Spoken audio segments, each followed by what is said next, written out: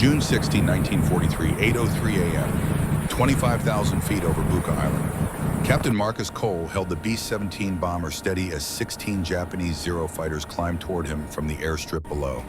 The morning sun glinted off their wings, rising sun insignias visible even at this distance. They were coming fast. Marcus was 24 years old.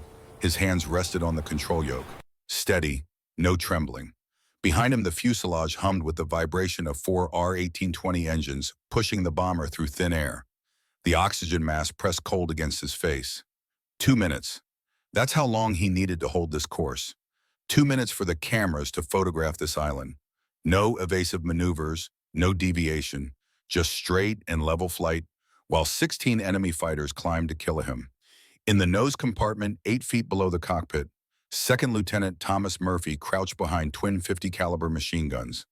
Murphy was 28, Pennsylvania coal miner's son, 18 months in the Pacific Theater, Silver Star winner. His duffel bag sat packed at Port Moresby, 300 miles southwest. Orders home effective in 3 days. He'd volunteered for this mission anyway.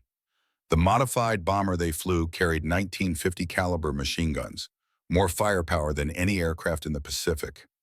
Marcus had installed most of them himself, against regulations, without authorization, using salvaged parts in midnight hours. Command had called this mission suicidal, a solo 1,200-mile photo reconnaissance run over heavily defended Japanese territory. No fighter escort. The P-38s didn't have the range. Survival rate for unescorted bombers below 30%. 43 aircraft lost in the past 6 months. But the Marines needed these photographs. November invasion of Bougainville depended on detailed mapping of Empress Augusta Bay. Without these photos, men would die on beaches they couldn't see in advance. So Marcus volunteered, and his crew volunteered with him. They were about to find out if 19 guns were enough. The Zeros reached 24,000 feet, 1,000 feet below Old 666. Still climbing. Marcus could see them clearly now through the cockpit glass. 16 fighters. The lead 5 broke formation, spreading out into frontal attack position. Most B-17s had minimal nose armament, maybe one flexible machine gun. The Japanese knew this. Frontal attacks exploited the weakest point, but Old 666 wasn't most B-17s. Murphy tracked the lead fighter through his gun sight. Twin .50 caliber machine guns mounted on either side of the bombardier compartment. Marcus had installed them himself 3 months ago. Behind Murphy, Marcus gripped a trigger that wasn't supposed to exist. A fixed nose gun he could fire directly from the cockpit. 3 guns pointing forward. The Japanese didn't know that yet. The lead Zero pilot was Lieutenant Takeshi Yamamoto, 27 years old. 12 confirmed kills, veteran of 2 years combat. His intelligence briefing that morning had been clear. Single B-17, standard armament, unescorted, easy target, quick intercept, back for breakfast. He'd never attacked Old 666 before. 500 yards. The Zeros accelerated into their dive. Attack speed, 700 miles per hour, closing velocity. 400 yards. Yamamoto's guns flashed. 20-millimeter cannon shells streaked toward the bomber. Orange tracers arcing through the morning sky. Murphy fired back. The twin .50s roared. 800 rounds per minute combined. Brass casings ejected in golden streams. The guns hammered against their mounts. Vibration traveled through the aircraft frame. Marcus triggered the fixed gun. Another 400 rounds per minute joining Murphy's fire. The cockpit filled with the smell of cordite and hot metal. 3 American guns converged on Yamamoto's Zero. Tracers walked up the fighter's nose. 50 caliber rounds traveling at 2,800 feet per second. Each bullet half an inch wide. Each one carrying enough kinetic energy to punch through aluminum like paper. Yamamoto's engine cowling exploded. Aluminum fragments spiraled away catching sunlight. Oil spray misted back across his canopy. Temperature gauge spiked red. His engine seized. The Zero rolled inverted. Smoking, powerless. Yamamoto fought his controls as his fighter fell toward the ocean below. His radio crackled with disbelief. Impossible. 3 nose guns. Intelligence was wrong. He glided back toward Buka. Emergency landing. His war was over for today. The other 4 Zeros kept coming. They'd committed to the attack. No time to abort. They flashed past Old 666 at 350 miles per hour. their guns hammering, 20-millimeter shells punching through the bomber's thin aluminum skin. The nose plexiglass shattered, fragments everywhere. One shell exploded 3 feet in front of Murphy. The blast wave slammed him backward. Blood sprayed across the bombardier compartment. In the cockpit, shells tore through the floor. Marcus felt the impact in his legs. Sharp pain. Hot. His left rudder pedal disappeared. Destroyed. Blood filled his left boot. The 4 Zeros screamed past, gone in seconds. But more were coming. 11 fighters still climbing, regrouping, learning from what just happened. Marcus keyed the intercom, his voice steady despite the pain. All stations check in. Navigator First Lieutenant Robert Chen from his position behind the cockpit. Okay. Radio operator Technical Sergeant James Wright from the top turret. Okay. Ball turret gunner Staff Sergeant Frank Miller from beneath the fuselage. Okay. Waist gunners Staff Sergeant George Parker and Sergeant Harold Peterson. Both okay. Tail gunner Staff Sergeant William Foster. Okay. Co-pilot Second Lieutenant David Harrison sitting beside Marcus. He was unconscious. Blood running down the back of his head from where he'd hit the instrument panel during the attack. But breathing. Murphy didn't respond. Chen scrambled forward from the navigator station. He saw Murphy beneath the catwalk, blood pooling on the metal floor. The bombardier's neck wound pumping red with each heartbeat. A piece of shrapnel had torn through his carotid artery. Tom, stay with me. Murphy's eyes opened. He pushed Chen's hand away from the neck wound. Weakly, he pointed at the nose guns with a shaking hand. Couldn't speak. His throat was damaged, but his meaning was clear. Another wave was coming. Chen looked up through the shattered plexiglass. 8 more Zeros diving from 26,000 feet. They'd watched the first attack. Learned from it. This time they weren't coming 5 abreast. They were coming in 2 waves. 4 from above, 4 from below. Bracket attack. Murphy dragged himself back to the bombardier position. Blood soaked his flight suit completely. He gripped the twin 50 caliber gun handles. His hands shook, vision blurred. He blinked hard, focused. The lead Zero filled his gun sight. 600 yards, 500, 400. He fired. The twin 50s roared again. Tracers walked up the Zero's nose. The fighter's canopy exploded, glass and aluminum fragments spiraling away. The Zero rolled right and dove away smoking. Murphy shifted aim to the second fighter. Fired again. Rounds punched through the engine cowling. The Zero's propeller stopped. It fell away powerless. But Murphy was dying. The neck wound had severed his carotid artery. Blood loss was catastrophic. His heart was still pumping only through sheer will and adrenaline. Medically, he should have been dead already. He kept firing. To understand how Marcus Cole and Thomas Murphy ended up here fighting 16 Japanese fighters with a bomber, nobody wanted, we need to go back. Back 3 months. Back to where it started. Back to when nobody believed. Willow Creek, Pennsylvania. Population 743. Marcus Cole grew up in a house that shook when the steel mill whistle blew at 6 o'clock every morning. The sound rattled windows, woke the entire town, signaled that another shift was starting at the blast furnace. His father, Robert Cole, worked that furnace. 16-hour shifts, 6 days a week. He came home with burns on his forearms and soot ground into the lines of his face. The kind of soot that never completely washed out no matter how hard you scrubbed. Robert Cole never finished 8th grade. The depression had forced him to work at age 12. But he understood machines in a way that went beyond book learning. He could listen to an engine and tell you what was wrong just from the sound. He could look at a mechanical problem and see the solution while other men were still reading the manual. People read manuals, Robert told 8-year-old Marcus one Saturday afternoon in their garage in 1927. They were rebuilding a neighbor's lawnmower, but machines don't care about manuals. They care about what works. Remember that. Marcus remembered. When Marcus was 9 years old in 1928, the town water pump broke. The mayor called a Pittsburgh engineer. $50, 3-day wait. The town went without water. People carried buckets from the creek, rationed what they had. Marcus spent one afternoon with a wrench and some wire. He studied the pump, figured out the problem. A broken valve spring. He fashioned a replacement from a bed spring and installed it. water flowing by dinner time. The engineer arrived 3 days later to find the pump already fixed. He was not pleased at losing his $50 fee. When Marcus was 12 in 1931, the Depression hit Willow Creek hard. The steel mill cut hours. Robert's pay dropped by half. The family car died, a 1924 Model T Ford that had finally given up. They couldn't afford a mechanic, couldn't afford parts. Marcus stripped the engine on the kitchen table.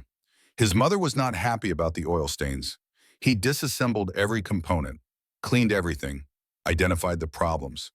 Then he walked to the junkyard outside town and spent $3 on salvaged parts. Rebuilt the engine over 2 weeks. The Ford ran for 6 more years. When Marcus was 16 in 1935, a neighbor's son got trapped in a collapsed mine shaft. The boy had been exploring an abandoned tunnel. Timber supports gave way. He was trapped under debris. 2 hours from town, rescue equipment would take time to arrive. Time the boy might not have. Marcus built a pulley system from clotheslines, steel pipes, and a truck axle. He anchored it to a tree, used the neighbor's pickup truck as a counterweight. The boy was pulled free in 40 minutes. Bruised and terrified, but alive. Robert Cole's assessment of his son was simple. Marcus sees how things should work, not how they're told to work. That's a gift. Use it right. December 8, 1941. Marcus was 22 years old, working the steel mill alongside his father. Different department. Marcus worked maintenance, keeping the machinery running. It was skilled work, good pay, a future. Then the radio announcement came over the loudspeakers. Pearl Harbor attacked. America at war. Marcus found his father during the lunch break. They sat on a steel beam overlooking the blast furnace. The heat shimmered the air. "I'm enlisting," Marcus said. Robert nodded slowly. "Figured you would. You fix things. That's what we do. Country's broken right now, needs fixing." They shook hands. Marcus walked to the recruiting station that afternoon. He was in uniform 2 weeks later. Basic training in January. Flight school in March. Bomber pilot training by summer. He graduated top of his class, not because he was the best natural pilot, because he understood the machines, understood how they worked, understood their limits and how to push past them. The instructors noted in his file, Cole demonstrates exceptional mechanical aptitude and unorthodox problem-solving approaches. Tendency toward unauthorized modifications requires monitoring. They had no idea. Thomas Murphy came from Scranton, Pennsylvania. Coal country. He was the oldest of 17 children, 9 brothers, 8 sisters. His father, Patrick Murphy, died in a mine collapse in 1937. Black lung and a tunnel ceiling that finally gave up. Thomas was 22 when it happened, the oldest. Head of the family, he raised his siblings, worked the mines during the day, came home covered in coal dust, made sure everyone ate, made sure the younger ones went to school, made sure they had shoes and coats for winter. 3 of his brothers were already serving by 1942. James was a corporal in North Africa. Michael was shipping to England. Daniel was Navy somewhere in the Pacific. The family couldn't afford to lose Thomas too, but Thomas volunteered anyway in May 1942. He trained as a bombardier, learned to operate the Norden bomb site, learned to navigate by dead reckoning, learned to operate nose guns when needed. He was good at it, precise, steady hands, 18 months in the Pacific Theater, 32 combat missions, Silver Star 3 weeks ago for a mission over Rabaul. He met Sarah in Scranton before deployment, married her in June 1941. Small ceremony, borrowed suit. Sarah wore her mother's dress. They had 1 weekend together before he shipped out. Sarah's only request was simple. "Come home. That's all I ask. Just come home to me." Thomas wrote her every week. She wrote back. Her letters arrived irregularly, sometimes 3 at once, sometimes weeks between. But they came, thin paper covered in her careful handwriting. He read each one a dozen times. Her last letter arrived June 15, 1943, the day before the Buka mission. Thomas read it in his tent that night by flashlight. 3 more days, Tom. Just 3 more days and you're coming home. I have your room ready, fresh sheets on the bed. I'm cooking pot roast like you asked for. I even found a Glenn Miller record. Moonlight Serenade, the one you mentioned in your letter. We'll dance in the kitchen, and then Tom will start our family like we planned. I'm ready. I love you. Come home safe. Sarah. Thomas folded the letter carefully, tucked it in his flight suit pocket. He stared at the tent ceiling for a long time. 3 more days. 72 hours. Then home. Then Sarah. Then the life they'd planned. But Captain Marcus Cole needed an experienced bombardier for camera operations. The Buka mission required precise photography, steady hands, someone who knew the equipment. Thomas was the best bombardier in the squadron. He volunteered. March 1943, Port Moresby, New Guinea. Marcus stood before tail number 41-26666. Everyone called it Old 666, the devil's number. The bomber sat in the boneyard at the edge of the airfield. Damaged in a raid 2 months earlier. 3 crew members killed, 4 wounded. After that, pilots refused to fly it. Superstition ran deep. That number meant something. Death followed that aircraft. It sat abandoned. Engines stripped for parts. Nose plexiglass shattered. Bullet holes everywhere. Blood stains on the floor that ground crew couldn't scrub out, no matter how hard they tried. Marcus saw something different. He saw opportunity. David Harrison stood beside him. David was 26, Texas farm boy, good co-pilot, steady hands, level head. They'd flown together since training, trusted each other completely. Nobody wants this bomber, Marcus said. David nodded. For good reason, which means nobody will stop us from modifying it. David paused. Modifying it how? Every B-17 in the Pacific has the same problem, not enough guns. Japanese fighters exploit the gaps. Frontal attacks on the nose, belly attacks from below. We're getting shot down because we can't shoot back hard enough. Regulations say specific armament configurations. Regulations wrote off this bomber, put it in the boneyard, so regulations don't apply anymore. We can rebuild it however we want. David studied the damaged aircraft, the twisted metal, the bloodstains, the number 666 painted on the tail. You're talking about court-martial if command finds out. Marcus shrugged. Probably. But I'm also talking about bringing our crew home alive. Your choice. David extended his hand. I'm in. When do we start? Within 24 hours, Marcus assembled his crew. Men who shared his philosophy. Men willing to volunteer for missions other crews refused. Men who understood that sometimes breaking regulations was the only way to save lives. First Lieutenant Robert Chen joined as navigator. 28 years old. San Francisco. Chinese American. His father ran a laundry business on Grand Avenue. Bobby had grown up folding sheets and pressing shirts. His father wanted him to work a desk job. Stay safe. Don't draw attention. Chinese Americans weren't trusted, weren't seen as real Americans. Bobby wanted to prove otherwise. He wanted to fight. Prove that Chinese Americans bled for this country too. Prove they belonged. So he volunteered for every dangerous mission. Proved his worth through action. Technical Sergeant James Wright signed on as radio operator and top turret gunner. 25 years old. Chicago. His father owned a hardware store on the south side. James had grown up around tools and mechanical parts. Understood electrical systems.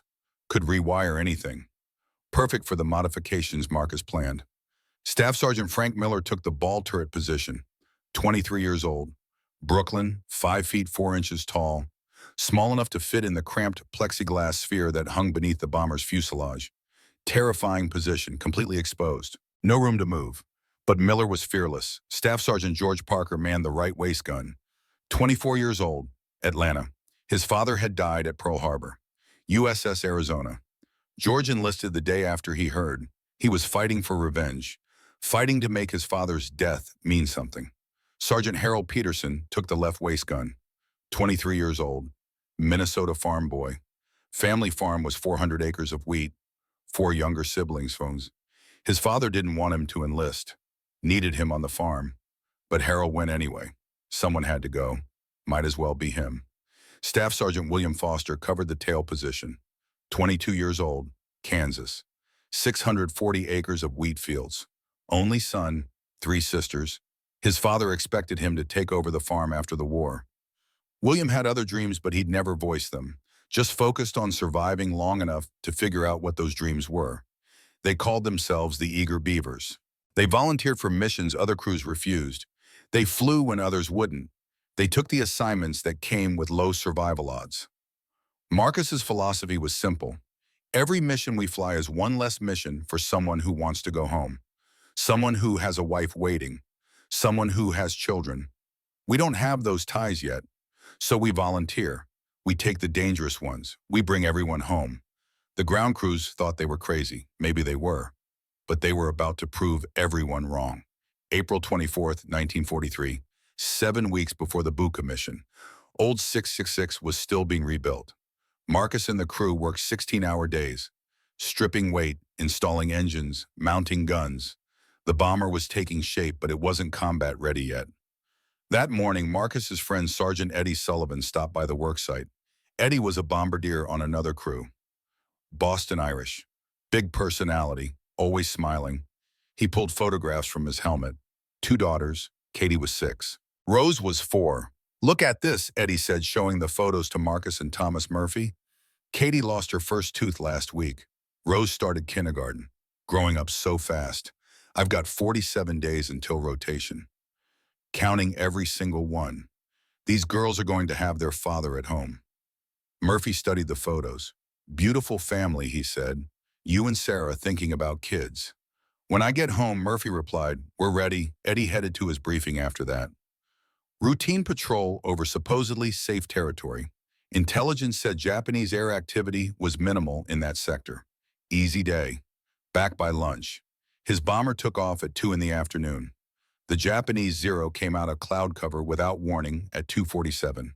No radar contact, no visual warning, just suddenly there. Guns firing. 20-millimeter cannon shells ripping through the nose compartment. The shell hit Eddie direct. Shrapnel tore through his neck, severed his carotid artery. The navigator scrambled forward, pressed his hands on the wound. Blood pumped through his fingers, hot and red and pulsing. Eddie's eyes went wide, his mouth opened, trying to speak. "Katie, Rose, tell them." The words stopped. The blood stopped pumping. Eddie Sullivan died at 2:48 p.m. His rotation orders were 46 days away. Katie and Rose would grow up without their father. Marcus identified the body that evening in the base morgue. The smell of copper and disinfectant. Eddie's wallet contained 2 photos, Katie and Rose, both smiling. Marcus stood there for a long time. The sounds of the base filtered through the thin walls. Aircraft engines, voices calling out. Normal base operations continuing, but Eddie was dead on a metal table. That night, Marcus walked back to Old 666 alone. David found him there an hour later, standing beside the bomber in the dark, staring at the damaged nose section they were rebuilding. "You heard about Eddie," David said. It wasn't a question. Marcus nodded. 46 days. He had 46 days left. David was quiet for a moment. "You know what you're thinking is going to get you court-martialed?" "Probably. And you're doing it anyway." Marcus turned to face him. Eddie had 46 days. Katie and Rose are going to grow up without him because his bomber couldn't shoot back hard enough. I'm not letting that happen to anyone else. Not to our crew. Not to any crew if I can help it. "Then I'm in," David said. "Could cost both our careers." Eddie was my friend too. They shook hands in the darkness. The eager beavers had their mission now. Build a bomber the Japanese couldn't kill. Even if it meant breaking every regulation in the book. Even if it meant court-martial. The lives they saved would be worth it. For 3 months, Marcus Cole and the eager beavers worked in secret. Every night after official duties ended, they gathered at Old 666, 10 at night until 3 in the morning. 5 hours of work under flashlights and moonlight, transforming a cursed bomber into something the Pacific Theater had never seen. The plan was ambitious. Standard B-17E armament consisted of 8 to 10 machine guns, gaps everywhere. The nose had 1 or 2 flexible guns, weak coverage. The belly was vulnerable. Japanese Zero fighters had learned to exploit these weaknesses. Frontal attacks targeted the nose where bombardiers sat exposed with minimal defensive fire. Statistics painted a grim picture. 43 unescorted B-17s lost over the Pacific in 6 months. Survival rate below 30%. Command solution was inadequate. Fly tighter formations. Be more careful. The translation, we're not fixing the problem. You're on your own. Marcus sketched his modifications on April 25th, the day after Eddie Sullivan died. Twin 50 caliber machine guns at the nose position, a fixed nose gun controlled from the cockpit, twin 50s at both waist positions. Twin 50s in the ball turret, twin 50s in the tail, twin 50s in the top turret, additional flexible guns covering every gap. Total 19 guns, more firepower than any bomber in the Pacific. The work began. They stripped 2,000 pounds of weight from old 666. Armor plating came out, non-essential equipment removed. Every ounce mattered. Less weight meant better performance. Better performance meant survival. New engines came next, R-1820s salvaged from crashed bombers. Marcus and Wright rebuilt them completely. New pistons, new rings, new bearings. They ran each engine for hours on the test stand, listening, adjusting, perfecting. Gun mounts required fabrication. Marcus designed brackets from scrap aluminum. Wright welded them in place. Each mount had to be precisely aligned, had to handle the recoil of twin 50 caliber guns firing 800 rounds per minute. Any weakness would tear the mount apart, tear the aircraft apart. Ammunition feeds were rerouted through the fuselage, miles of ammunition belts. Each gun needed continuous feed, no jams, no breaks. Wright rewired the entire electrical system. New circuits, new controls. Everything had to work perfectly.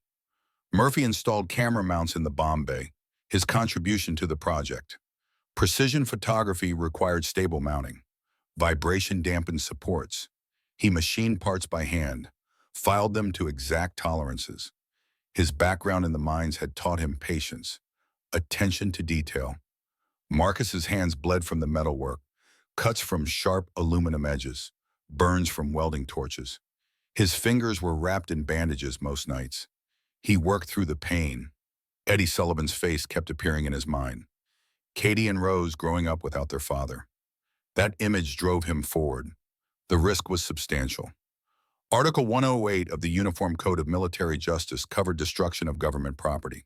Maximum penalty was 5 years hard labor. Combat zone modifications without authorization could mean a firing squad. Marcus knew the regulations. He didn't care. Saving lives mattered more than regulations. David questioned him one night in early June. "Marcus, if command finds out before we prove this works." "Then we prove it works," Marcus replied. "First mission, no mistakes. We show them 19 guns can save lives.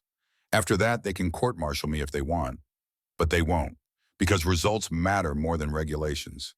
Nobody outside the crew knew about the modifications. Command did not know. Intelligence didn't know. Other pilots didn't know. From the outside, old 666 looked like a standard B-17. Damaged, rebuilt, nothing special. But inside, those 19 guns waited. Ready. Marcus made a journal entry on June 15, 1943, the night before the Buka mission. "Tomorrow we fly. If this works, we save lives. If it fails, I'll face court-martial. Worth the risk." Eddie Sullivan's daughters deserve better. Every daughter deserves their father coming home. June 16, 1943. The mission briefing came at 4 in the morning. Intelligence Major stood at the front of the room. Map of the Solomon Islands behind him. Red circles marking Japanese positions. "The Marines need photographs for the November invasion of Bougainville," he said. "Detailed mapping of Empress Augusta Bay. Every beach, every reef, every approach route. Without these photos, the invasion goes in blind. Men die on beaches we can't see. Primary target, Empress Augusta Bay coastline. Secondary target, just added Buka Island airfield. Intelligence indicates increased Japanese activity. We need confirmation." The problem was obvious to everyone in the room. 1,200-mile round trip, solo bomber, no fighter escort. P-38s didn't have the range. Over heavily defended Japanese territory. 2 minutes of straight and level flight during photography. No evasive maneuvers. The Major's final words were carefully chosen. "Command rates this mission as extremely difficult. We need volunteers." Other crews looked away, studied their boots. Nobody spoke. The silence stretched. Everyone knew what extremely difficult meant. Suicide mission, don't expect to come back. Marcus stood, the eager beavers volunteer. The briefing room stayed quiet. Other pilots exchanged glances. The crazy crew volunteering again. The ones who flew the cursed bomber. Let them go. Better them than us. After the briefing, Murphy pulled Marcus aside. Outside the tent, Dawn breaking over Port Moresby. Captain, my orders home are effective in 3 days. Marcus nodded. I know. Take Lieutenant Barnes. He's qualified on cameras. Murphy shook his head. You need an experienced bombardier. Barnes has 40 hours. I've got 18 months. The photos have to be perfect. Marines are counting on them. Tom, I need you alive more than I need perfect photos. Murphy was quiet for a moment. His hand touched his flight suit pocket. Sarah's letter was there. 3 more days and you're coming home. I have your room ready. He looked at Marcus. If I don't go and you don't come back, I'll never forgive myself. The crew needs me. That's enough. Marcus studied his friend's face, saw the determination there, the loyalty. One more mission, Tom. Then you go home. You go home to Sarah and you start that family. Deal. Deal. They shook hands. Neither man mentioned what they both knew, that promises made before combat missions were often broken. That 3 days might as well be 3 years when you were flying into hell. Marcus didn't know it yet, but 4 months later, on November 1st, 1943, the 3rd Marine Division would land at Empress Augusta Bay. They would use old 666's photographs to plan every detail of the invasion. 3 of those Marines would later be interviewed for a military history project. Corporal James Bennett from Boston, 24 years old. Twin daughters named Annie and Rose, 6 and 4 years old. Bennett had 47 days until rotation. Every morning he checked their photograph in his helmet. They're getting so big, he told his squad. Growing up so fast, can't wait to get home. Private First Class Anthony Rizzo from Brooklyn. 19 years old, he wrote poetry in a small notebook he carried everywhere. His hands shook before combat. Always did. He dreamed of publishing his poems after the war, of showing people that warriors could create beauty, that violence and art could exist in the same soul. Sergeant Robert Wilson from Tennessee, 27 years old, 21 days until rotation. He kept a calendar in his pack, crossed off each day with a pencil. Tennessee bourbon was waiting at home. He could almost taste it. Freedom in a bottle. These 3 men and 297 others would live or die based on whether Marcus Cole's crew succeeded. Marcus didn't know their names, would never meet them, but he was about to save their lives. Old 666 lifted off from Port Moresby at 4:45 in the morning. The bomber climbed slowly, heavy with fuel, heavy with ammunition. 19 guns meant 19 ammunition supplies, thousands of rounds. The weight was necessary. Every round might save a life. They flew northeast over the Solomon Sea, 3 hours over open water. Navigation by stars, then by sunrise. The ocean below was endless, beautiful and deadly. If they went down out here, nobody would find them. Sharks in depth would take care of the evidence. At 7:15, they spotted the Bougainville coastline. They had arrived 45 minutes early. The sun angle was wrong for mapping photographs. Too low. Shadows would obscure details. They needed higher sun for clear images. Marcus called for a crew vote. Options were simple: circle over the ocean and wait. Risk fuel consumption, impossible radar detection. Or proceed to Buka first. Photograph the airfield. Return for coastal mapping when the sun was higher. Chen and Murphy voted to wait. Safer. David and Wright voted to proceed. Get it done. The gunners abstained. They'd follow whatever Marcus decided. Marcus chose Buka first. His reasoning was tactical. Intelligence needs those airfield photos. If we wait and something happens, the mission fails completely. If we do Buka first, we at least get partial success. And partial success saves some lives, even if not all, David muttered quietly. That's the kind of decision that gets people killed. Marcus heard it, said nothing. David was right, but the decision was made.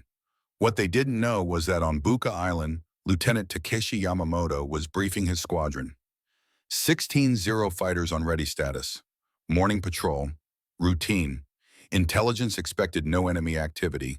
The American bombers usually came in groups, protected by fighters. Easier to detect. Easier to intercept. Yamamoto was 27. Veteran pilot. 12 confirmed kills. 2 years of combat experience. His intelligence briefing was clear. If they encountered a B-17, it would have standard armament, minimal nose guns, vulnerable to frontal attack. Standard tactics would work. He'd never encountered old 666. At 7:50, the radar station reported contact. Single aircraft bearing southwest. High altitude. Assessment probably reconnaissance, standard B-17. Yamamoto organized his squadron. 16 fighters total, 8 under his command, 8 under Lieutenant Sato. The tactical plan was simple. Frontal attack first. 5 fighters hitting the weak nose. If the bomber survived, they'd adapt. Use bracket attacks. Overwhelm the defenses. He expected 10 minutes of combat, maybe less. 1 bomber against 16 fighters. The math was clear. He was about to learn that old 666 didn't care about math. At 8 o'clock, old 666 reached Buka, 25,000 feet. The airfield spread below them. Clear visibility. Perfect conditions. Murphy activated the cameras. They needed 2 minutes of straight and level flight. No deviations. The cameras couldn't compensate for maneuvers. "Keep her steady," Captain Murphy said over the intercom. "You'll get your 2 minutes," Marcus replied. At 8:01, the ground alarm sounded at Buka. 16 Japanese pilots sprinted to their fighters. Engines starting, propellers spinning. One by one, the Zeros lifted off. Climbing fast, 3,000 feet per minute. Interceptor climb rate. Chen spotted them from the navigator station. Captain fighters launching. "How many?" Marcus asked.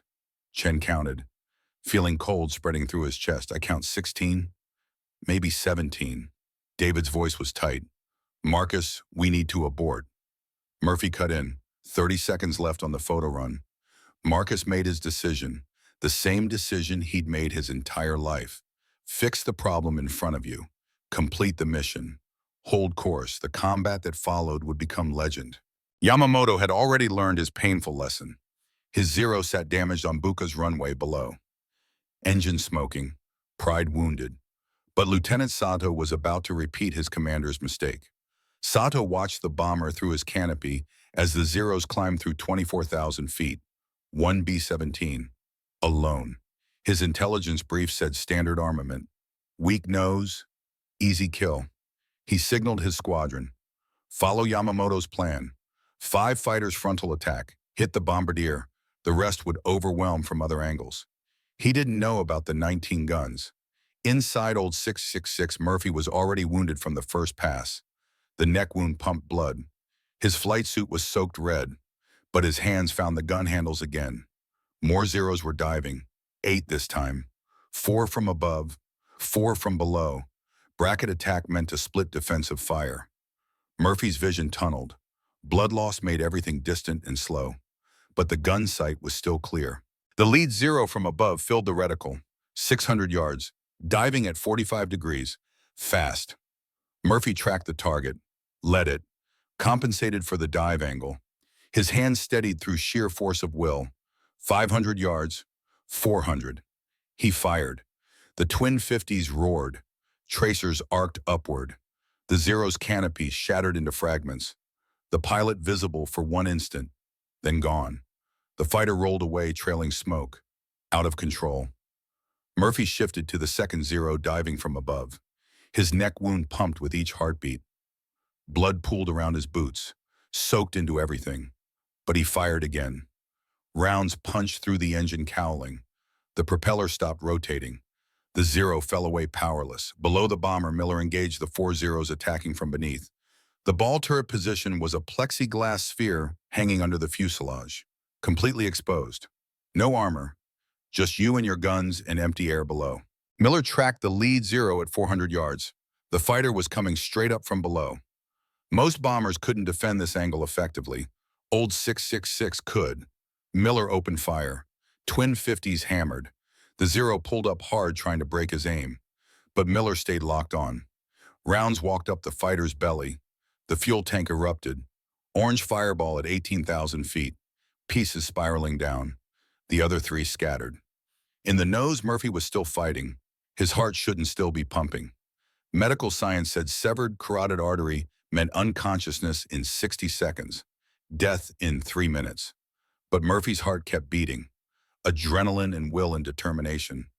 The chemicals flooding his system, keeping him conscious, keeping him in the fight. Another Zero dove at the nose. Murphy tracked it through blurring vision. Fired. The Zero's wing root exploded. Fuel and fire. It rolled away. Chen watched in horror from beside him. Tom, you need to stop. You're dying. Murphy shook his head, pointed at the sky with a trembling hand. More fighters coming. He'd keep firing until his heart stopped, until the guns ran empty, until the zeros stopped coming, whichever happened first. At 8:07, Murphy's heart stopped. 4 minutes after the severed artery, 4 minutes of impossible survival. 2 zeros destroyed after his mortal wound. His body slumped over the guns. Chen checked for a pulse, found nothing. Pulled Murphy's body away gently, covered it with a jacket from the crew locker. Chen took Murphy's position. First time manning nose guns in actual combat, his job had always been navigation, charts and calculations and dead reckoning. Now he crouched behind twin 50s with Murphy's blood on the floor around him, with the smell of copper thick in the air. I've got the nose, Captain Chen said over the intercom. His voice shook but held steady. Thank you, Bobby Marcus replied. His own voice was tight with pain. Marcus checked his cockpit gauges. One reading made his blood run cold. Oxygen pressure 0. The yellow oxygen tanks behind the cockpit had been destroyed. Hit during the first wave. Every crew member was now on personal emergency bottles. Small cylinders meant for emergency use only. At 25,000 feet, those bottles lasted 10 to 12 minutes maximum. Time elapsed since the first attack 4 minutes. Remaining oxygen 6 to 8 minutes, maybe. After that came hypoxia, confusion first, then loss of coordination, then unconsciousness, then death. Marcus keyed the intercom. All crew oxygen check, right from the top turret. Starting to see spots, sir. Foster from the tail. Hands are numb. Miller from the ball turret, getting dizzy. Marcus calculated quickly. Engineering mind working through pain and blood loss. The mapping photos needed 3 more minutes at altitude. Oxygen bottles had maybe 6 minutes left. Margin 3 minutes. Tight. Very tight. But mathematically possible if nothing else went wrong. His decision was immediate. We stay at altitude, complete the mapping run, then we dive to 15,000. 3 minutes crew. We can do this. David woke up at that moment, consciousness returning through the fog of his head injury. Blood matted his hair. His vision swam. He heard Marcus's words through the intercom static. Looked at his friend. Marcus, you can't. That's insane. 3 minutes, David. Then we dive. The Marines need these photos. If we pass out up here, we die. All of us. If we abort the mission, 300 Marines die on beaches we could have shown them. Marcus's voice was flat. Matter of fact, I'll take our 9 lives over their 300. The math is clear. David had no answer for that. The calculation was brutal but undeniable. 9 men versus 300. The moral mathematics of war. 1,200 miles away at Guadalcanal, the 3 Marines had no idea their lives hung in the balance. No idea that 9 strangers in a bomber over Buca were making decisions that would determine whether they lived or died in 4 months. Corporal Bennett cleaned his rifle that morning. Thought about Annie and Rose. 47 days left. So close he could almost smell his daughter's hair. Almost hear their voices calling Daddy. Private Rizzo wrote in his notebook, a poem about home, about the way light looked on Brooklyn streets in the morning. His hands shook as he wrote. They always did before training exercises. But the poetry steadied him, gave him something beautiful to hold on to in an ugly war. Sergeant Wilson crossed another day off his calendar. 21 days until rotation. Tennessee bourbon waiting. He could taste it already. Freedom and home in a glass. These 3 men had no idea their lives depended on whether Marcus Cole's crew could hold course for 3 more minutes at 25,000 feet while running out of oxygen. Had no idea that one of those strangers was already dead, that another was dying from leg wounds, that they were all on the edge of unconsciousness. But old 666 was fighting for them, fighting to bring them home to families they'd never meet. The remaining Japanese fighters regrouped at 27,000 feet. Yamamoto's voice still crackled over their radios from the ground. His damaged Zero sat on Buca's runway, engine smoking, his pride wounded worse than his aircraft. The Americans had shot him down. Impossible but true. Lieutenant Sato now commanded the remaining fighters. 12 Zeros still airborne. He'd watched the frontal attacks fail twice. Watched that American bomber's nose guns destroy fighters. Watched his squadron take losses against a single aircraft. The intelligence reports were completely wrong. That B-17 carried heavy armament, more guns than any bomber he'd encountered in 2 years of combat.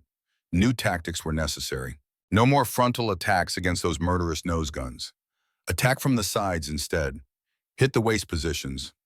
Standard B-17s had single guns in the waist. Easy targets. Easier than the nose anyway. Sato organized his remaining fighters. 6 would attack from the right, 6 from the left. Simultaneous assault. Overwhelm the gunners. Force them to choose targets. Split their attention.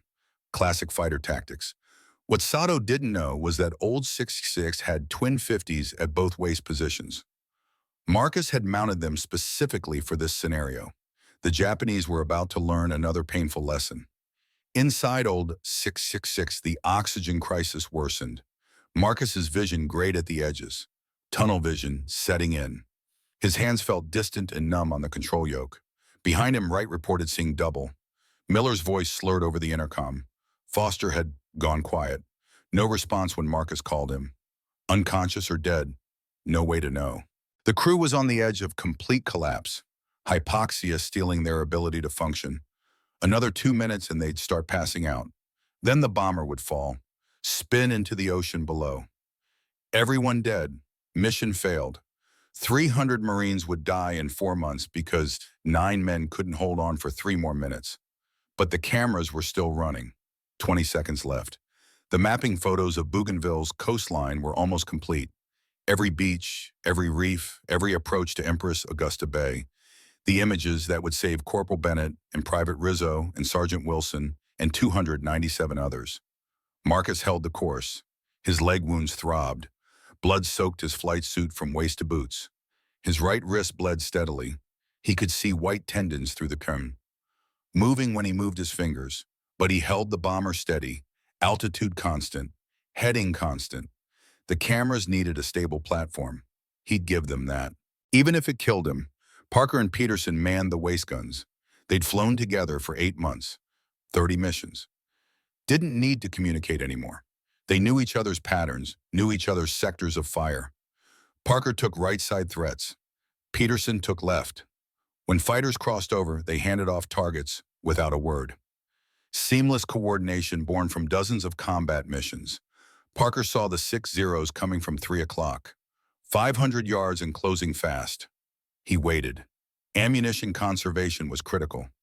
They'd already burned through thousands of rounds. Didn't know how much more combat they'd face. He tracked the lead fighter. Steady hands despite the oxygen deprivation. Despite the fear. 400 yards. 300.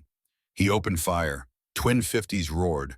The sound filled the waist section, deafening in the confined space. Brass casings ejected in golden streams, bouncing off the fuselage walls, rolling underfoot on the metal floor. The lead Zero's wing root erupted. Fuel sprayed out in a mist. Then fire bloomed. The fighter rolled away, trailing orange flames and black smoke. Parker shifted to the second Zero. This pilot was better, jinking, hard to track, using evasive maneuvers. Parker led the target, compensated for the movement, fired, missed. The tracers arced past. He adjusted, calculated the lead angle, fired again. This time rounds walked across the Zero's fuselage. The cockpit glass shattered. The fighter snap-rolled left, out of control, spinning down toward the ocean. 2 down on the right side, 4 still coming. Peterson engaged his 6 targets from 9 o'clock. The first Zero came in fast. Too fast, overconfident pilot. Peterson held his fire. Discipline, let it close. The Zero's guns flashed. 20-millimeter rounds punched through old 606's thin fuselage. New holes appearing in the aluminum skin, wind screaming through. Peterson didn't flinch. He tracked the fighter calmly, waited for optimal range. 300 yards. Now. He opened fire. The Zero flew directly through his stream of tracers, like flying into a wall of steel, engine smoking immediately, oil spraying back. The fighter pulled up and away, damaged but still flying, heading back to Buka for emergency landing. Peterson shifted to the second Zero. This pilot was more cautious, had watched the first fighter take damage, using the first Zero as cover. Smart tactics, but Peterson was smarter. He fired a sustained burst. The Zero's propeller disintegrated, pieces flying off in all directions. The engine seized without the propeller's momentum. The fighter lost power immediately. It dove away, gliding, looking for somewhere to ditch. At 8:11, the cameras clicked off. The mechanical sound loud in the relative quiet between gun bursts. Chen's voice came over the intercom.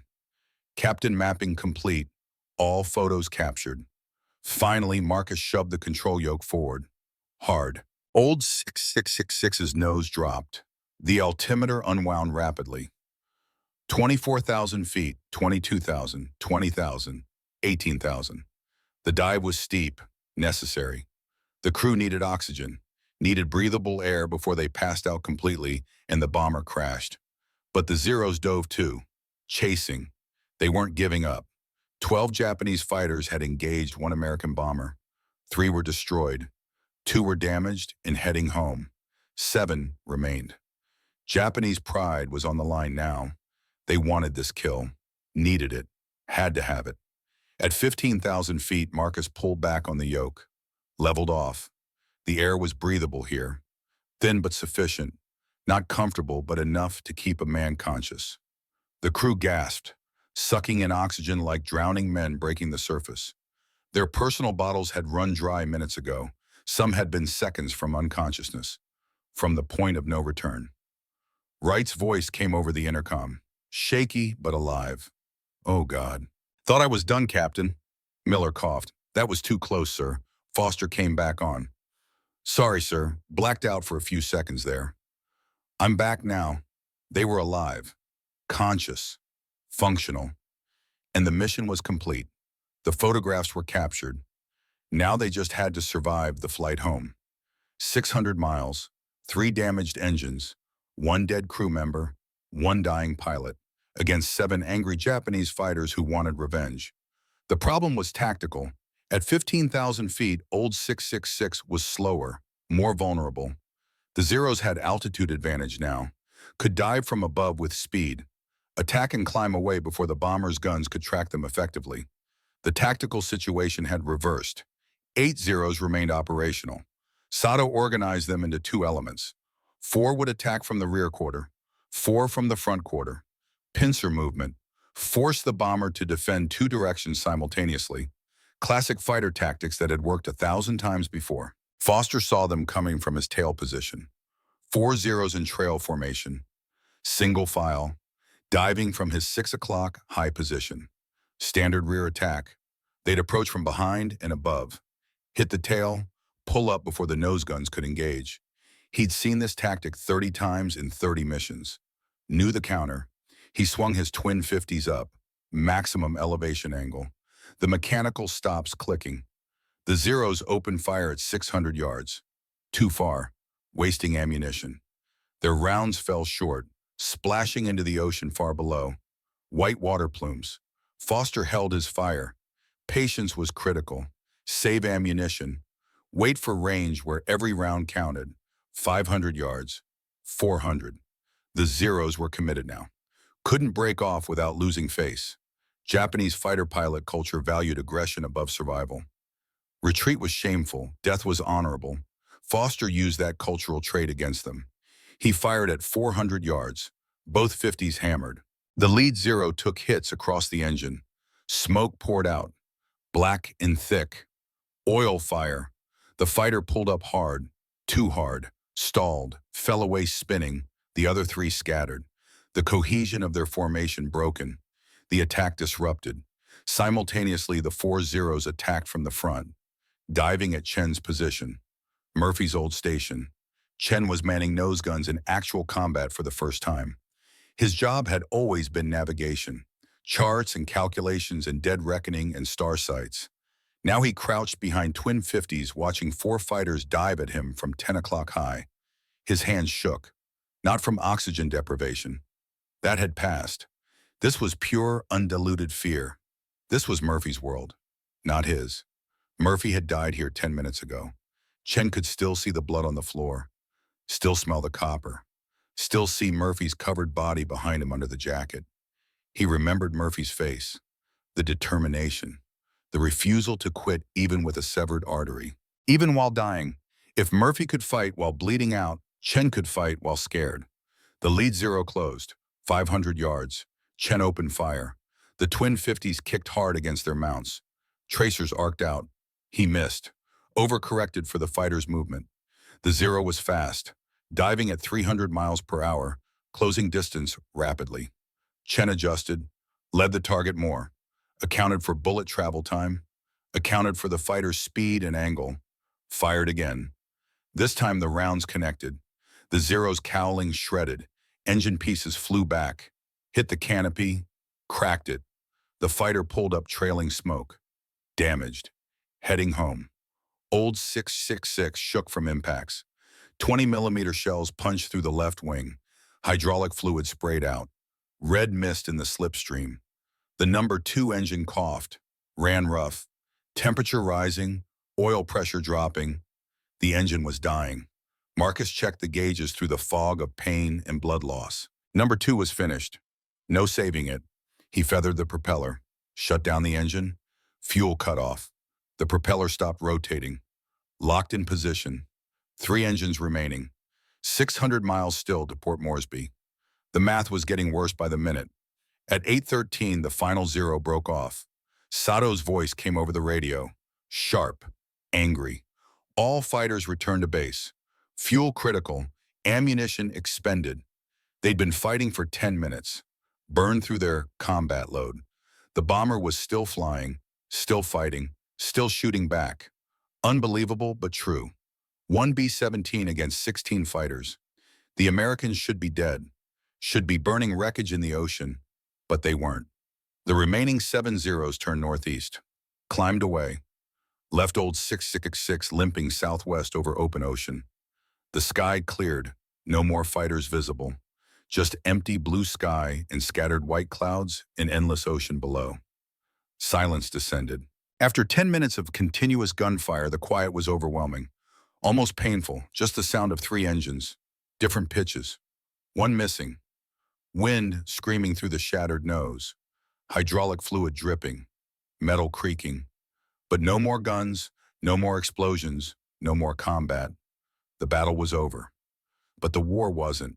600 miles of ocean and mountains stood between old 666 and home, and Marcus Cole was dying. Marcus slumped in his seat. The adrenaline was draining away like water from a cracked dam. Pain rushed in to fill the void. His left leg throbbed with each heartbeat, waves of agony radiating from the shattered knee. His right wrist bled steadily, blood dripping from his fingers onto the control yoke, making it slippery, hard to grip. David woke fully. His head wound had stopped bleeding, but the pain was intense. Skull fracture, maybe. Concussion, certainly. His vision swam. Double images. He blinked hard. Focused. Looked at Marcus. Saw the blood. The gray face, the blue lips, the shallow breathing. Marcus let me take the controls. Marcus shook his head. Weakly. Not yet. Still my airplane. Marcus, you're dying. Maybe, but not yet. His voice was barely a whisper. Behind the cockpit, Wright and Parker worked on Marcus's wounds. They'd pulled the first aid kit from its mount on the bulkhead, found sulfa powder and gauze bandages. Inadequate for injuries this severe. Marcus's left knee was destroyed, bone shattered above and below the joint. A hole the size of a fist gaped in his thigh. White bone fragments visible through shredded muscle. Blood pumping. They packed the wound with gauze, wrapped it tight, applied direct pressure. The bleeding slowed but didn't stop. Arterial damage. Marcus needed a surgeon, real surgery, soon, within an hour maybe, or he'd bleed out before they reached land. His pulse was weak, skin pale and cold to touch, lips turning blue from shock and blood loss. Shock was progressing, his body temperature dropping. They covered him with blankets from the survival kits, tried to keep him warm. But there was only so much they could do at 15,000 feet in a damaged bomber with wind screaming through dozens of holes. Chen remained at the nose guns, scanning the sky for more fighters. The Japanese might send a second wave, fresh aircraft from Rabaul. It would take them 90 minutes to reach this area from that base. Old 666 would be vulnerable the entire flight back. No radio to call for help. No way to request fighter escort. No way to warn Port Moresby they were coming in damaged. They were alone, completely alone. But the fighters never came. The sky stayed empty. Just old 666 limping southwest. 3 engines running, 1 dead bombardier covered with a jacket, 1 pilot bleeding out in the cockpit, but alive, still flying, still heading home. At 9:30, David spotted the New Guinea coastline through breaks in the clouds. Land, solid land. They'd made it across the Solomon Sea, survived the fighters, survived the combat, but Port Moresby was still 200 miles inland, over the Owen Stanley mountain range, through weather, on 3 failing engines. The mission wasn't over yet. David checked the fuel gauges. The numbers were wrong, too low. Battle damage must have punctured fuel lines. They were losing fuel faster than calculated. Original estimate had been 45-minute reserve after landing. Comfortable margin. New calculation showed 10 minutes. Maybe, if they were lucky. The margin of error was gone. David leaned close to Marcus. Marcus, we have a fuel problem. Marcus opened his eyes. Barely. Slits. Tell me. David explained the calculations. The fuel loss rate, the reduced range, the critically low reserves. Can we make it? Marcus asked. His voice was faint. If nothing else goes wrong. Maybe. Marcus closed his eyes again. Then we make it. No other option. Simple as that. The weather closed in at 10,000 feet. Clouds wrapped around the bomber like a wet blanket. Visibility dropped to 0, complete whiteout. David was flying on instruments now. Compass heading, airspeed indicator, altitude, rate of climb indicator. Nothing else. The bomber shuddered through turbulence. Rain hammered the fuselage. Lightning flashed in the clouds. Close. Too close. Thunder rolled through the airframe. Old 666 descended through 9,000 feet. Still sinking. The 3 remaining engines couldn't maintain altitude. Not enough power. Number 1 was running hot now. Temperature gauge in the red zone. Oil pressure fluctuating wildly. That engine wouldn't last much longer. If it failed, they'd have 2 engines. Not enough power to clear the mountains ahead. They'd have to ditch in the jungle. Nobody survived jungle crashes. Not in New Guinea, not in this terrain. The Owen Stanley Range rose 7,000 feet above sea level. Jagged peaks covered in triple canopy jungle. Old 666 was at 9,000 feet and descending. The mountains were somewhere ahead in the clouds. David couldn't see them. He flew the heading, trusted the compass, hoped the navigation was accurate, hoped they'd cleared the peaks, hoped they weren't flying straight into a mountain. Parker came forward, crawled through the narrow passage from the waist section, told David about Marcus's condition. The pilot was unconscious now. Pulse barely detectable, breathing shallow and irregular. He'd lost too much blood. Hours had passed since the wounds. His body couldn't compensate anymore. Couldn't make enough blood cells fast enough. Couldn't maintain blood pressure. He was dying. David pushed the throttles forward, risked the engines. Speed was more important than caution now. Marcus needed blood transfusions, surgery. Every minute mattered. Every second might be the difference between life and death. At 9:50, they broke through the clouds. Clear air below, mountains all around. The Owen Stanley Range in full view, spectacular and deadly. Old 666 was in a valley between peaks. Mountains rose on both sides. Higher than the bomber, they were trapped in a canyon. Had to find a pass-through or they'd have to turn back. And they didn't have fuel to turn back. David banked right, followed the valley southwest, looking for a pass through the range, a saddle between peaks. The altimeter read 8,500 feet. Still dropping, number 1 engine temperature gauge pegged at maximum. The engine was cooking itself. David reduced power, tried to baby it along, coax a few more minutes from the dying engine. They needed every bit of thrust, every horsepower, every ounce of power. The valley opened ahead. Port Moresby lay beyond the next ridge. 30 miles. So close David could almost see it in his mind. The airstrip, the base, the hospital. Safety. But the ridge was 8,000 feet high. Old 666 was at 8,000 feet, barely, struggling to maintain even that altitude. David pulled back on the yoke, aimed for the lowest saddle between peaks. The bomber climbed, 700 feet per minute. Normally it climbed at 1,000. The damaged aircraft was at its absolute limit. Engines screaming, airframe groaning. Everything stressed to the breaking point. The ridge approached. Trees visible on the slopes. Individual trees. That's how low they were.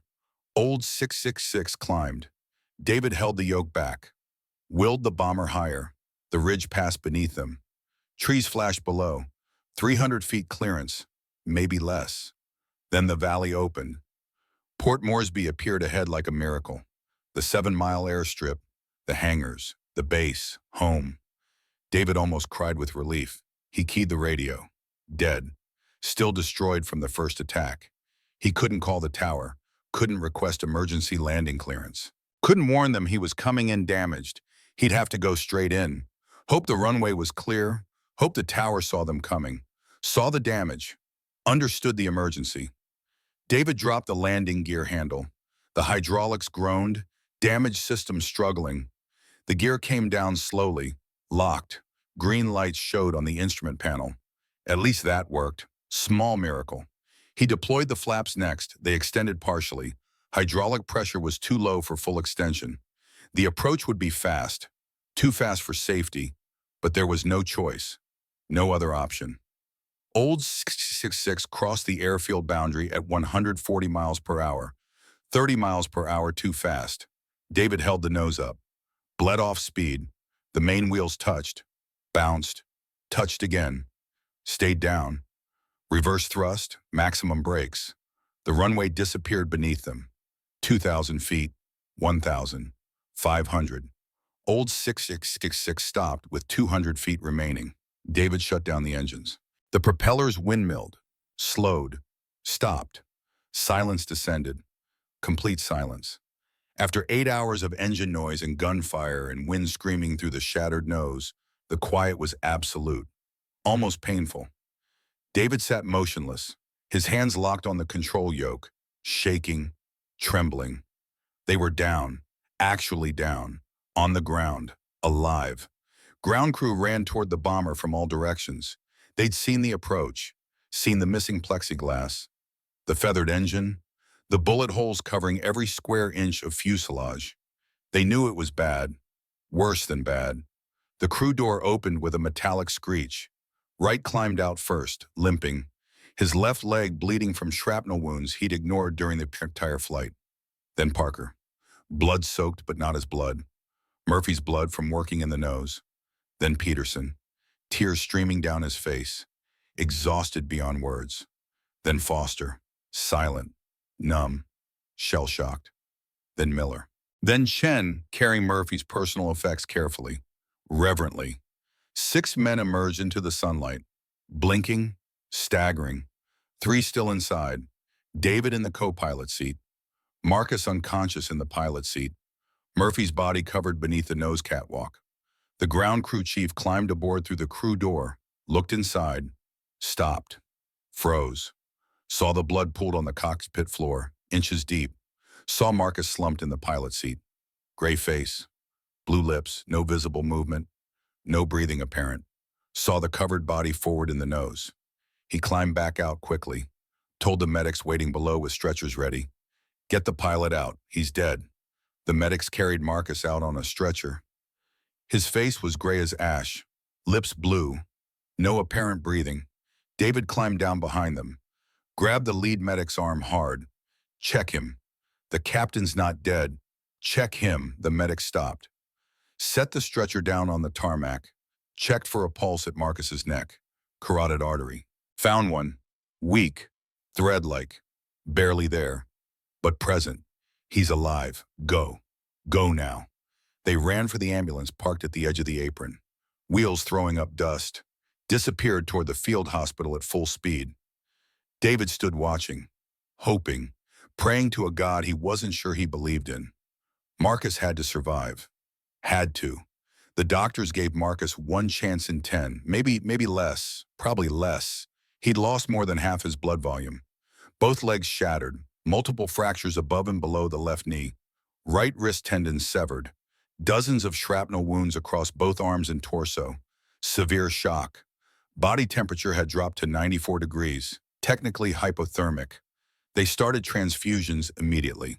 4 units of blood, then 6, then 8, then 12. His body consumed blood faster than they could pump it in.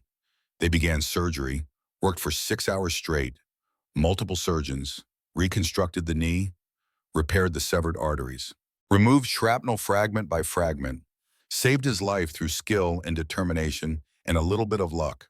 Chen led the ground crew to Murphy's body. They carried it out carefully, respectfully, laid it on a stretcher, covered it with a clean, white sheet. Murphy had died at his guns, kept fighting with a mortal wound, shot down 2 Zeros after the blast that should have killed him instantly, after his neck was torn open, after his side was ripped apart. He'd crawled back to his position, fired until his heart literally stopped, saved the mission, saved the crew, saved 300 Marines he'd never meet. He was supposed to go home in 3 days, back to Pennsylvania, back to Sarah, back to pot roast and Glenn Miller and the life they'd planned, back to starting a family. Now he was going home in a casket, a hero, Medal of Honor recipient, but dead, gone, 28 years old. The ground crew chief walked around old 666 slowly, methodically, counted the damage. 187 bullet holes, 5 20mm cannon strikes, each one capable of destroying a bomber. Nose completely destroyed, plexiglass gone, oxygen system destroyed, radio destroyed, number 2 engine destroyed, hydraulics severely damaged, flight controls damaged, left wing spar cracked, tail section peppered with holes like Swiss cheese. He looked at the surviving crew members, standing in a line, exhausted, blood-soaked, traumatized. Asked the inevitable question, "How many fighters attacked you?" David answered, his voice flat, emotionless. 16, maybe 17. They came in waves, multiple attacks, 10 minutes of continuous combat. The crew chief shook his head, didn't believe it, couldn't believe it. Nobody could survive 16 fighters alone. Not mathematically possible, not tactically feasible. One bomber against 16 fighters? The math said the bomber should die, should burn, should fall into the ocean. But it didn't. He climbed inside the bomber, saw the blood covering every surface, cockpit floor, navigator station, nose compartment, saw the thousands of spent brass casings rolling across the floor, golden cylinders everywhere, saw the torn metal, the shattered instruments, the destroyed equipment, the bullet holes from inside, exit holes, he believed it then. In 18 months in the Pacific Theater, he'd never seen anything like this. Never seen a bomber take this much damage and survive. Never seen a crew fight like this. Old 666 had earned its legend. The Devil's Bomber had become something else, something more. The photographs were developed within hours. Intelligence officers studied them carefully under bright lights, magnifying glasses. The Buka airfield photos showed 16 aircraft on the ground, confirmed the Japanese buildup, confirmed the threat. The Bougainville coastal mapping photos were perfect. Every beach, every reef, every approach to Empress Augusta Bay, every detail. Exactly what the Marines needed, better than expected. Professional quality despite the combat conditions. 4 months later, on November 1st, 1943, the 3rd Marine Division landed at Empress Augusta Bay. 300 ships, 20,000 men. They used old 666's photographs to plan every detail. The landing zones, the approach routes, the defensive positions, the beach gradients, the reef locations, the timing. Every element of the invasion was informed by those images captured at 25,000 feet by a dying bombardier and a bleeding pilot. The invasion succeeded. American forces secured Bougainville, established a perimeter, built airfields, advanced the war. Intelligence estimated that old 606's photographs saved between 600 and 800 Marine lives. Conservative estimate, maybe more. The photos allowed precise planning, reduced casualties, eliminated surprises. Men came home to their families because Marcus Cole held that bomber steady while Murphy operated the cameras. Corporal Bennett landed at Empress Augusta Bay. His unit used the photos, followed the plan, suffered 0 casualties on D-Day. The intelligence was so accurate They avoided every danger zone, every ambush point. Bennett completed his rotation on December 17, home to Boston. Annie and Rose got their father. He walked Annie down the aisle 20 years later, met his grandchildren, all because of photographs taken by men he'd never met, men whose names he'd never know. Private Rizzo survived Bougainville, survived the war, published 2 poetry books in 1947 and 1952. The dedication in his first book read, "To unknown heroes who saved my life on November 1st, 1943. I don't know your names, but I'm alive to write this because of you. Thank you forever." Sergeant Wilson completed his rotation on November 22nd, home to Tennessee. That Tennessee bourbon tasted like freedom, like life, like everything good in the world. He married in 19 had 6 children, 12 grandchildren, died peacefully in 2001 at age 79. At his funeral, his eldest son read a letter Wilson had written in 1989. "I landed on Bougainville because 9 men in a bomber called Old 666 took photos under impossible conditions. One of them died doing it. I got to live. I got to have this family. Every day I live is because of them. Don't forget, these 3 men and 297 others lived full lives, had families, had careers, had children and grandchildren, grew old, all because Thomas Murphy died at his guns, because Marcus Cole broke regulations, because 8 other men nobody wanted said we're doing this anyway." Marcus spent 15 months in hospitals. Walter Reed, Bethesda, 7 surgeries on his left leg, 3 surgeries on his right wrist, physical therapy for a year, hard, painful work. He learned to walk again, slowly, painfully, one step at a time. The knee never healed properly. Doctors said it wouldn't. Too much damage, too much bone loss. He walked with a pronounced limp for the rest of his life. But he lived, he walked, he survived. On January 16, 1944, 7 months after the mission, General Henry Arnold presented Marcus with the Medal of Honor. Walter Reed Hospital ceremony. Small gathering. Marcus was still in a wheelchair, still recovering, still healing. His parents stood beside him. His mother cried. His father saluted his son. Pride and grief mixed together. 2 weeks earlier, on December 17, 1943, Murphy had been awarded the Medal of Honor posthumously. His widow Sarah received it at a ceremony in Scranton. She held the medal, looked at it, the highest honor America could give, then gave it to Murphy's parents. They placed it in a glass case next to his Silver Star, next to his Air Medal, next to the photograph of Thomas in his bombardier uniform, smiling, young, alive, forever 28. The other 7 crew members received the Distinguished Service Cross, second only to the Medal of Honor. David Chenwright, Parker Peterson, Foster Miller, all 7. It remains the most highly decorated single air mission in American history. 9 men, 2 Medals of Honor, 7 Distinguished Service Crosses, 5 Purple Hearts. No other crew has ever been honored like this. Not before, not since, not even close. Marcus returned to Willow Creek after the war, back to Pennsylvania, back to the steel mill, not the blast furnace. His leg couldn't handle that kind of work anymore. Too much standing, too much heat. He worked maintenance, fixed machines, the thing he'd always done, the thing he was good at, married, had 3 children, 2 boys and a girl, retired in 1970, lived quietly. Never talked about Old 666 unless asked. When asked, he always said the same thing: "I just did my job." Murphy was the hero. Murphy was the one. Always redirecting, always deflecting. Never accepting credit for saving 300 lives. In 1987, 2 years before his death, the surviving Eager Beavers held a reunion in Chicago. 7 old men, 60s and 70s now. Wheelchairs and walkers and canes. David Harrison flew in from Texas. Chen from California. Wright from Illinois. Miller from New York. Parker from Georgia. Peterson from Minnesota. Foster from Kansas. They stood before a memorial wall at the Veterans Hall. 8 names etched in black granite. Their crew, the Eager Beavers. One name had a gold star beside it. Thomas Murphy, killed in action June 16, 1943, age 28. Marcus stood longest, his hand on Murphy's name, fingers tracing the letters. THOMASMURPHY. Cold stone. Permanent. Final. David asked him quietly, "Was it worth it, Marcus? All of it. Everything we did." Marcus didn't answer right away. His fingers kept moving across the engraved letters. Finally, he spoke. Tom had 3 days left. He could have said no.